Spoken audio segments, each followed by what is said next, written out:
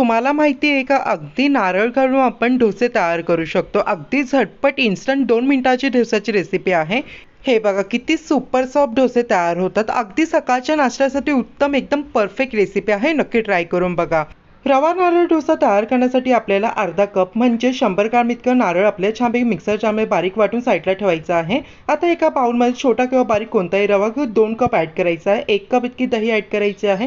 वाटलेलं जे खोबरे ते ऍड करायचं आहे. 2 कप इतकं पाणी ऍड करायचं आहे. 1 चमच मीठ ऍड करून छानपैकी व्यवस्थित मिक्स करायचं आहे. हे बघा मंडळी, व्यवस्थितपणे डोश्याचं बॅटर मिक्स करून घेतलेलं आहे. आता हा बॅटर आपल्या प्लेटने कव्हर करून देऊन 5 मिनिटांसाठी रेस्टसाठी ठेवायचा आहे. 5 मिनिटांनंतर रवा छानपैकी भिजला गेला. यामध्ये 1 चमच बेकिंग सोडा टाकून मिक्स करायचा आहे.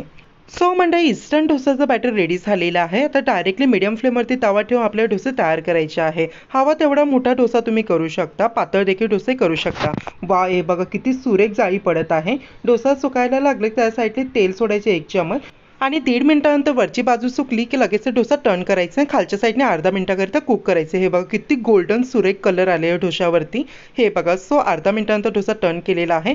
2 मिनिटात आपला इन्स्टंट डोसा रेडी झाले. नक्की ट्राय करून बघा, एकदम जबरदस्त बनतो.